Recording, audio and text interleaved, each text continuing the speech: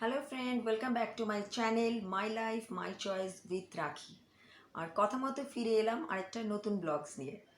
আর আজকের আমার ট্যাগলাইনটা দেখে নিশ্চয়ই বুঝতে পেরে গেছো যে আজকে আমি কী নিয়ে কথা বলতে চলেছি। হ্যাঁ, আজকে আমি মেয়েদের জন্যে মানে তোমাদের জন্যে, আমার বেস্ট ফ্রেন্ডদের জন্যে কিছু টিপস শেয়ার করতে চলেছি। তো চলো শুরু করে দেওয়া যাক। Let's get started.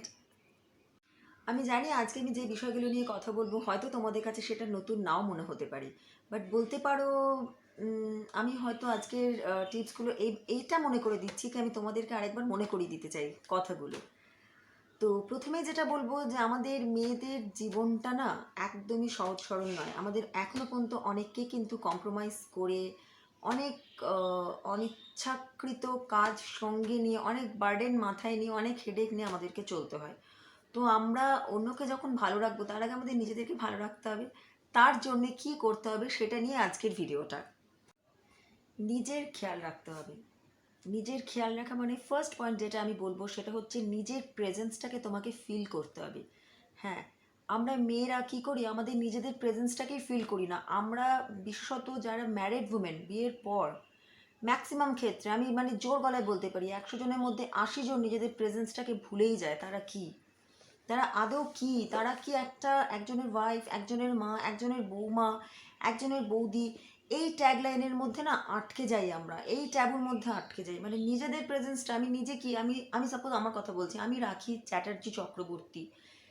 হ্যাঁ, এই যে আমি চ্যাটার্জি চক্রবর্তী, ফার্স্ট থিং ওটাই। আমরা আমাদের সানডেমটাকে পর্যন্ত ছেড়ে দিই। ওয়াই, কেন, কে বলেছে ছাড়তে? I am not a feminist, but তবু আমি বলবো যে সানডেমটা আমি আমার বাবার কাছ থেকে পেলাম, সেটা বিয়ের পর কীভাবে চেঞ্জ হয়ে যেতে পারে?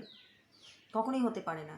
হ্যাঁ, কিছু সরকারি বা কিছু মানে বলবো যে কিছু লজ হয়তো রয়েছে, কিছু গভর্নমেন্টাল ব্যাপার রয়েছে যেটার জন্য তোমার বিয়ের পর সারনেম চেঞ্জ না করলে প্রবলেম হতে পারে। তো তার জন্য আমাদের আইন রয়েছে, সেভাবে আমি করবো। যেরকম আমি আমার সারনেমটা চ্যাটার্জি চক্রবর্তী করেছি, আমি কোর্ট থেকে এফিডেভিট করেছি, অ্যাড বের করেছিলাম যে রাখি চ্যাটার্জি এবং রাখি চক্রবর্তী দুজনে এক, চ্যাটার্জি চক্রবর্তী। তো ফার্স্ট থিং হচ্ছে নিজের আইডেন্টিটি হারাবে না কখনো, নিজের পরিস্থিতির সাথে নিজের আইডেন্টিটি চেঞ্জ করবে না এবং নিজের প্রেজেন্সটাকে ফিল করবে। তুমি একটা রক্তে মাংসে গড়া মানুষ, তুমি তুমি একটা প্রেজেন্স আছো এই মুহূর্তে জীবিত, তোমারও ইচ্ছা অনিচ্ছার দাম আছে, তোমাকে সেই প্রেজেন্সটা নিজেকেই ফিল করতে হবে, তোমাকে এসে কেউ মনে করিয়ে দেবে না। Number 2, do some exercise, some yoga, some free hand, meditation, walking, যেটা তোমার সময়ের সাথে তোমার শিডিউলের সাথে যায় সেটা তুমি করো। বাট বসে থেকো না। ইয়েস, মিনিমামটুকু 15 মিনিটস 20 মিনিট সময় বের করো, বের করে নিজের জন্যে, নিজেকে ভালো রাখার জন্য, নিজের পরিবারকে ভালো রাখার জন্য নিজেকে ভালো থাকতে হবে। তার জন্য এক্সারসাইজ, সেটা যে কিছু হতে পারে, যা কিছু, সেটা তোমাদের যোগা হতে পারে, মেডিটেশন করতে পারো, বা এখন অনেক রকম এখন এক্সারসাইজ বেরিয়েছে কম সময়ের মধ্যে, কিগাল রয়েছে, নানা রকম রয়েছে। বা নিদানপক্ষে 15 to 20 মিনিটস হাঁটা, আমি অনেক কম সময় বললাম, অন্য জায়গায় শুনবে তোমরা আধ ঘন্টা থেকে 1 ঘন্টা হাঁটতে হয়, বাট আমি বলবো 15 থেকে 20 মিনিটও হাঁটো। বাট নিজের একটু যত্ন নাও, নিজের স্কিনটাকে, নিজের হেয়ারটাকে, নিজের ড্রেসটাকে, ড্রেস আপ সম্বন্ধে একটু টেক কেয়ার করো, একটু নারিশ করো। সপ্তাহে 2টো দিন নিজেকে দাও সময়, একটা দিন ফুললি মানে স্কিন কেয়ার করো টপ টু টো, একটা দিন রাখো তোমার হেয়ার কেয়ারের জন্যে।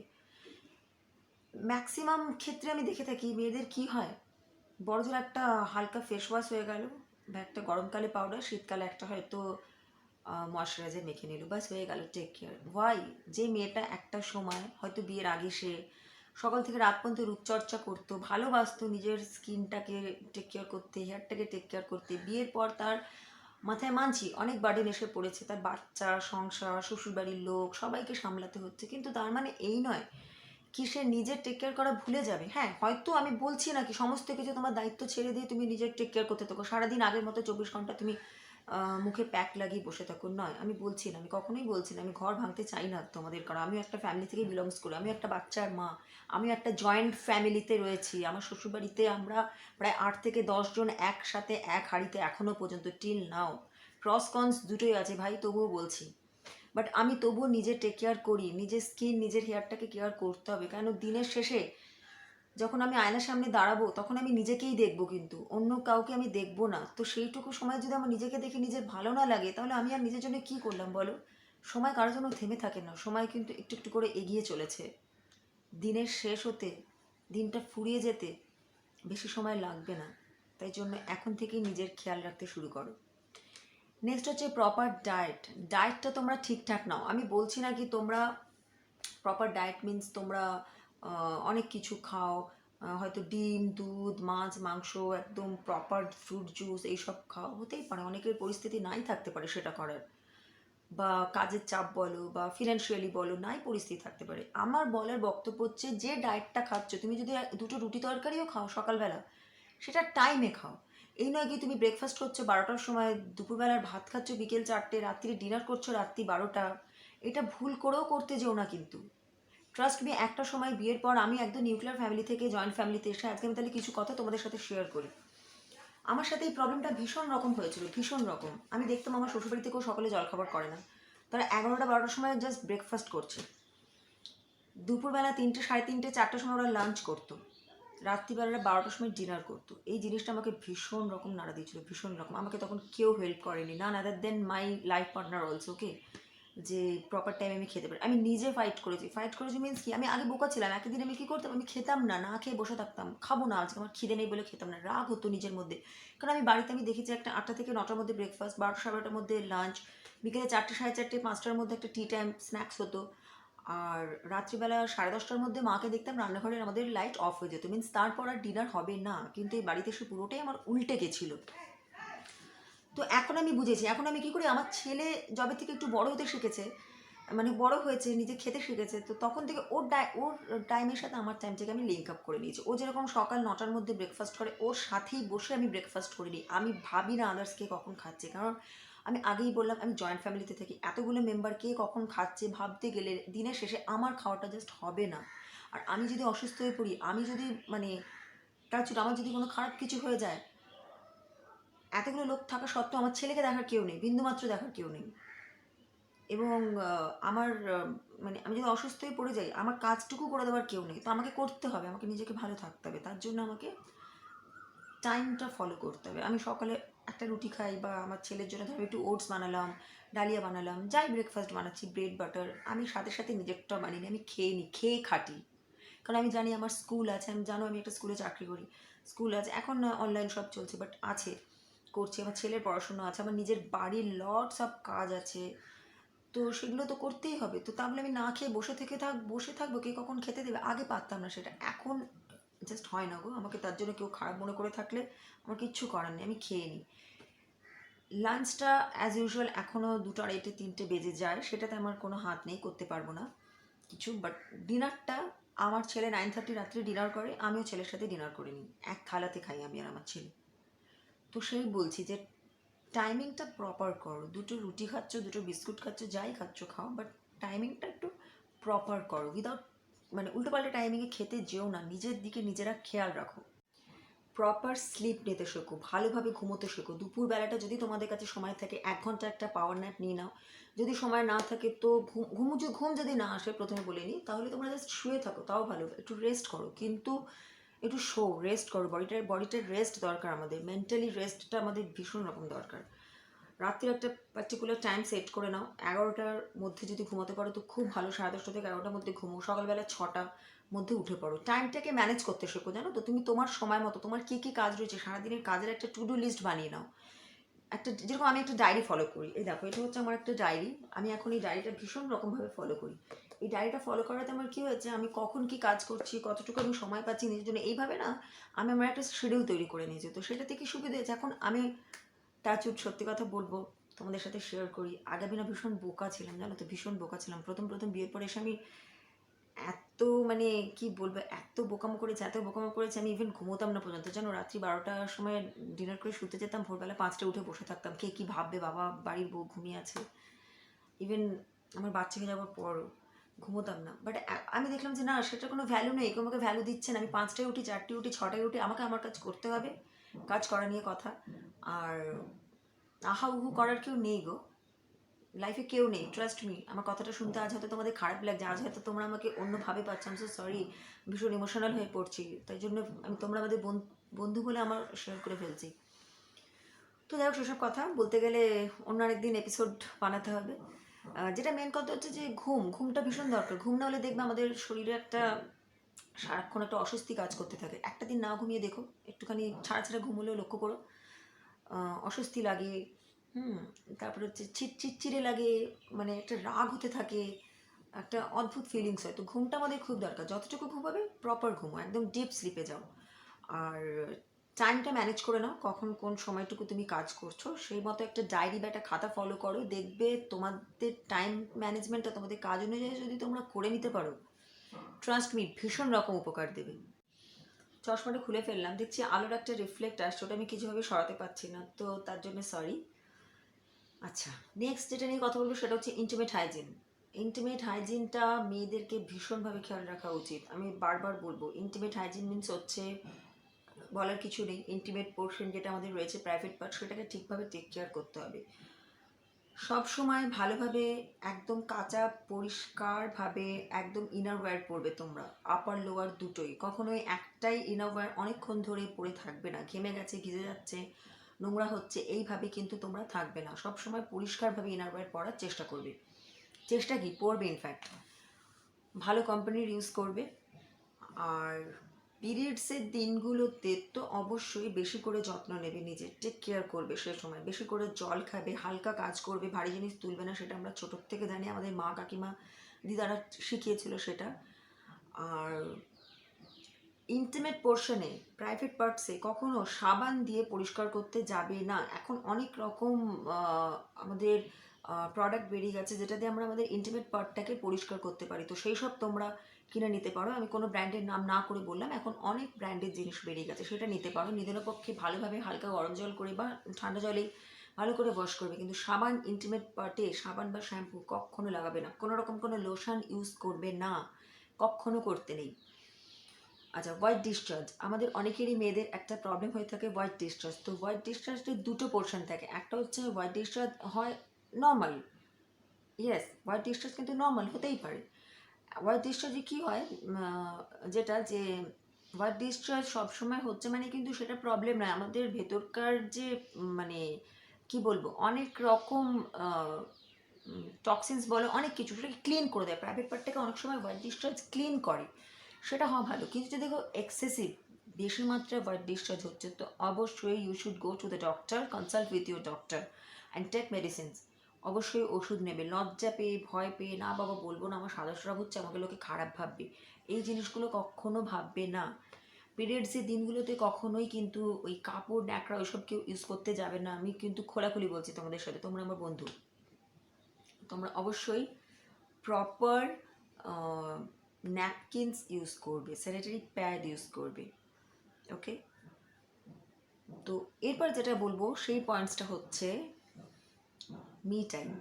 নিজের জন্য একটু মি টাইম রাখবে। মি টাইমস মিন হচ্ছে নিজের জন্য, সেটা 5 মিনিট হোক, 10 মিনিট হোক, 15 মিনিট হোক, 1 ঘন্টা হোক, 24 ঘন্টার মধ্যে নিজের জন্য অ্যাটলিস্ট 30 মিনিটস বের করবে। সেই 30 মিনিট তুমি কারো দিকে তাকাবে না, না তোমার বর, না তোমার বাচ্চা, না তোমার বাবা মা, না তোমার শ্বশুরবাড়ির লোকজন, না তোমার জব সাইট, কোনো দিকে তাকাবে না। সেটা সম্পূর্ণ তোমার নিজের হবে। সেটা তুমি কিভাবে কাটাবে তোমার উপর ডিপেন্ড করছে। ছবি আঁকতে পারো, গান গাইতে পারো, নাচতে পারো, আয়নার সামনে দাঁড়িয়ে হাসতে পারো, কাঁদতে পারো, মনে যত কষ্ট যা কিছু আছে ঠাকুরের সামনে কেঁদে সেটাকে তুমি এক্সপ্রেস করতে পারো। সেই সময়টা তুমি কিভাবে কাটাবে সেটা সম্পূর্ণ তোমার ব্যাপার। বাট সারাদিনে নিজের জন্য 1/2 ঘন্টা, নিদেন পক্ষে 15 মিনিট বের করবে, যেটা সম্পূর্ণ তুমি তোমার নিজের মতো করে কাটাবে, কারোর জন্যে নয়। আপডেটেড থাকবে সব সময়, সব দিক থেকে। নিউজ পেপার পড়বে, ম্যাগাজিন পড়বে। এখন আমাদের এখন হাতে কাছে বই না পেলে আমরা এখন ই বুক পড়ে থাকি, বই পড়ি।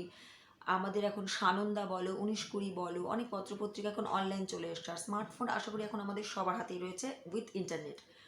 তো যদি তুমি বসে বই পড়ার সময় না পাচ্ছ, তুমি ইউটিউব চালিয়ে কোনো লেটেস্ট ব্যাপারে, তুমি যে কোনো ব্যাপারে তোমার যেটাতে ইন্টারেস্ট বেশি, খেলা বলো, বিনোদন বলো, ফিল্ম জগৎ বলো, সাজগোজ বলো, সেটা নিয়ে তুমি একটা আপডেটেড থাকবে, সেটা নিয়ে পড়বে, শুনবে, দেখবে, সবসময় আপডেটেড থাকবে। তুমি ভাববে যে তুমি ছোট থেকে যে জিনিসটাতে ইন্টারেস্টেড ছিল, তুমি হঠাৎ করে সেটা তুমি কিভাবে ছেড়ে দিতে পারছো, তোমার বিয়ের পর কীভাবে ছেড়ে যেতে পারে।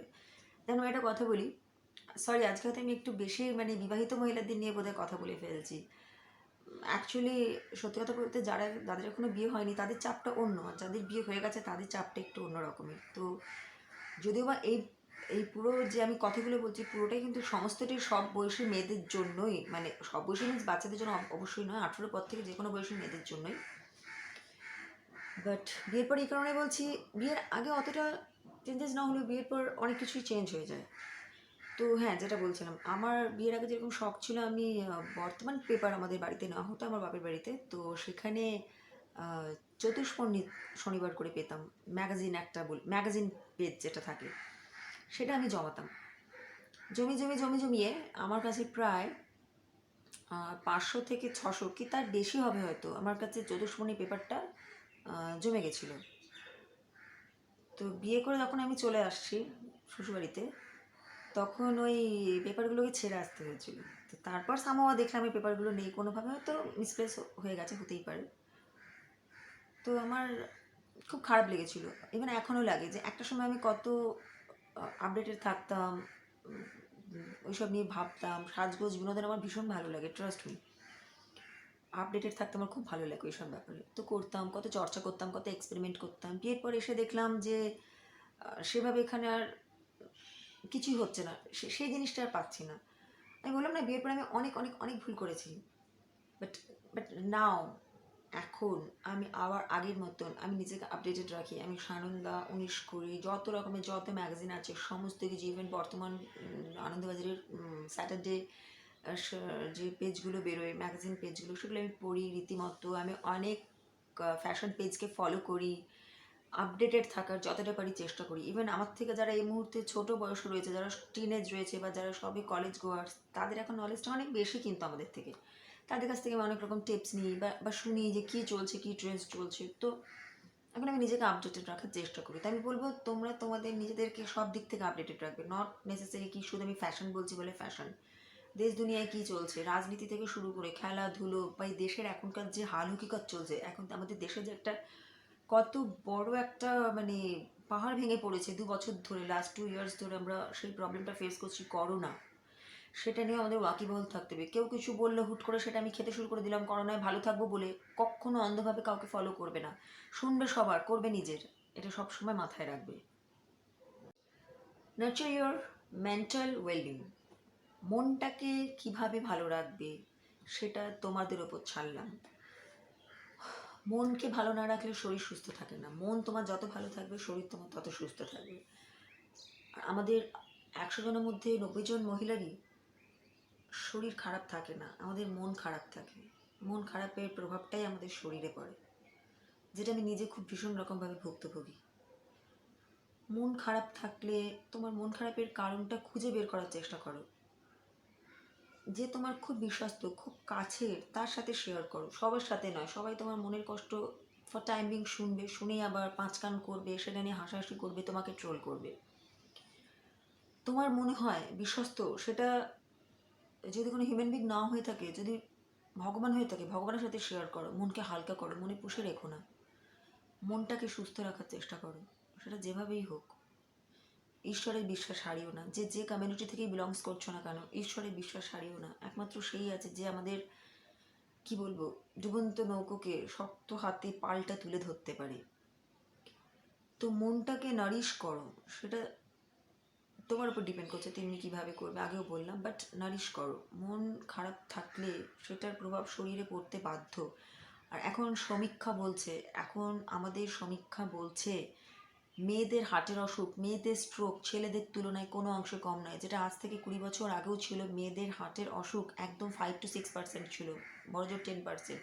90% হার্ট ফেলিওর, 90% অফ স্ট্রোক ছেলেদের হতো, কারণ তাদের টেনশনটা বেশি, বরাবর বলা হয়ে থাকে তাদের কাঁধে বেশি বোঝা। আমি মানছি ছেলেদের কাঁধে অনেক বেশি বোঝা থাকে, আমি অস্বীকার করছি না, সংসারের দায়িত্ব, বাইরের দায়িত্ব, বাট মেয়েদের কাঁধ দুটো নরম, তাদের শুধু কাঁধেই বোঝা থাকে না, তাদের মাথাতে অ্যাজ ওয়েল অ্যাজ মনের মধ্যেও কিন্তু প্রচুর বোঝা নিয়ে মেয়েরা চলে, সেটা ছেলেরা চলে না। বাড়ির কথা, বাইরের কথা, লোকজনের কথা, তারপর হচ্ছে বাড়ির টেনশন, বাচ্চার টেনশন, হাজব্যান্ডের টেনশন, শ্বশুরবাড়ির টেনশন, বাপের বাড়ির টেনশন, চাকরি যদি করে থাকে সেক্ষেত্রে টেনশন, ভবিষ্যতের চিন্তা, সমস্তটা মেয়েরা করে। কিন্তু মেয়েরা বরাবর আন্ডার এস্টিমেটেড হচ্ছে। সব সময় বলা হয় ছেলেদেরকে বেশি টেক কেয়ার করো, ছেলেদের ভালো ভালো খাবার দাও, কেন কি ছেলেদের মাথায় অনেক চিন্তা, ছেলেরা অনেক পরিশ্রম করছে, ওকে কিছু বলো না, ওর ভাইকে কিছু বলো না, ওর হাজব্যান্ডকে কিছু বলো না, কি করে বসবে, মনে একে চাপ চলছে। মেয়েটা, একটা মেয়ের মনে চাপ চলে না? মেয়েদের কি মন বলে কিছু নেই, থাকতে পারে না? একটা মেয়েদের টেনশন এখন অনেক বেশি। আমি বললাম না, সমীক্ষায় বলছে মেয়েদের হার্ট ফেলিওর, মেয়েদের স্ট্রোক এখন আগের থেকে অনেক বেশি হচ্ছে। লাস্ট যে কথাটা বলবো সেটা হচ্ছে খুব গুরুত্বপূর্ণ কথা, স্ট্রং হও, মেন্টালি, ফিজিক্যালি, ফিনান্সিয়ালি স্ট্রং হও, ইন্ডিপেন্ডেন্ট হও, নিজের পায়ে দাঁড়াও, 5টা টাকা হলেও নিজে রোজগার করো, কারো কাছে হাত পেতো না। তোমার বর, তোমার বাবা, তোমার ভাই টাটা বিড়লা আম্বানি হয়ে থাকলেও তুমি তোমার নিজের পরিচয় করো, তোমার যোগ্যতা অনুযায়ী। তোমার যোগ্যতা যদি মাধ্যমিক পাস হয়ে থাকে, ফর অ্যান এক্সাম্পল, হতেই পারে হয়তো পরিস্থিতি যাবে তুমি বেশি হাই স্টাডি করতে পারোনি, মাধ্যমিক পাশের লেভেলে তোমার, তুমি দেখো, ভাবো তুমি কি করতে পারো, কোনটাতে তুমি এক্সপার্ট। তুমি কোনো বিজনেস করতে চাও, কোনো শাড়ি গয়না মেকআপ কিট, তুমি সেটা নিয়ে এগো, থেমে থেকো না। কে কি বলবে, কে কি করবে, কে কখন এসে তোমাকে দুমুঠো ভাত খাইয়ে দিয়ে যাবে, সেই ভরসায় থেকো না।